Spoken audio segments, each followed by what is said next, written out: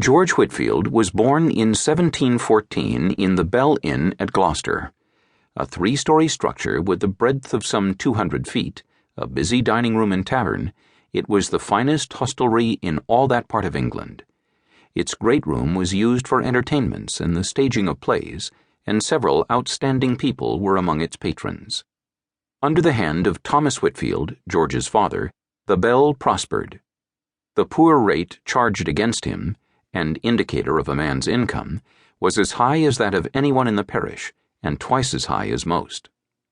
Thomas and his wife Elizabeth had each been brought up in comfortable circumstances. For some years, Thomas's father had lived retired on a country estate, and there Thomas had spent his boyhood. Elizabeth came from two respectable Bristol families, several of her relatives filling important civic offices, and the wills written by some revealed that they were very well off.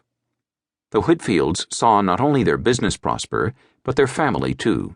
There were born to them first 5 boys, then a girl, and finally the boy they named George. The home was of an upper-middle-class character, and the family was among Gloucester's more prominent citizens.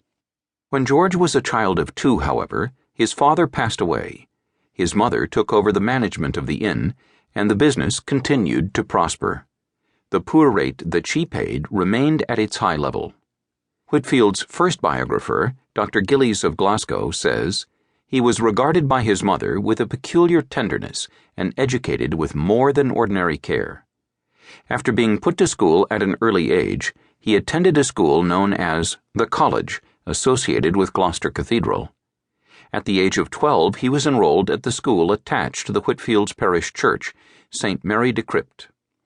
There he first revealed a native eloquence and was chosen to make speeches before the city council when it visited the school. What kind of boy was George Whitefield? We have some knowledge of his boyhood from an account that he wrote later, in which he describes his early years.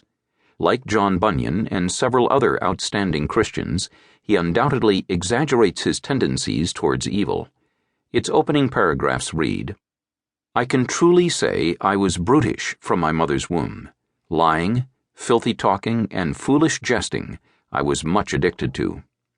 Sometimes I used to curse, if not swear. Stealing from my mother I thought no theft at all. Numbers of Sabbaths I have broken, and generally used to behave myself very irreverently in God's sanctuary. Much money have I spent in plays. Cards and reading romances were my heart's delight. Often have I joined with others in playing roguish tricks."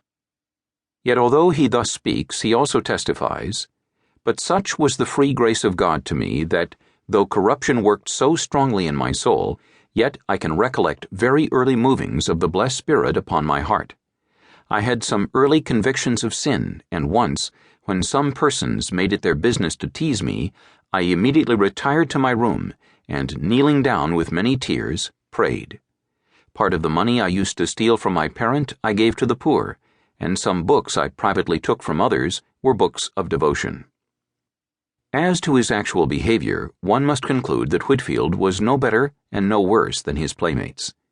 He tells us that he used to run into the independent meeting house while the service was in progress and shout, Old Cole, the name of the pastor. But when asked by one of the congregation what business he would undertake, he replied, "A minister, but I'll take care not to tell stories in the pulpit like Old Cole." He also says, "I was always very fond of being a clergyman, and used to imitate the ministers reading prayers." Thus the intention to become a minister early played a part in his life. Several of his father's forebears had attended Oxford University and had spent their lives as priests in the Church of England. George's mother evidently had this prospect in mind for him, and he says, "My mother was very careful of my education, and always kept me in my tender years from intermeddling in the least with the public business." It is evident that although her other children might assist in the inn, this she considered not good enough for George. He was to attend the university, and it was her hope that he would enter the ministry. But young Whitefield had dreams of a different nature. His schoolmaster frequently wrote plays, and because of George's dramatic tendency, these often gave scope for his special ability. Indeed, George possessed a passion for the activity of the stage, and he says,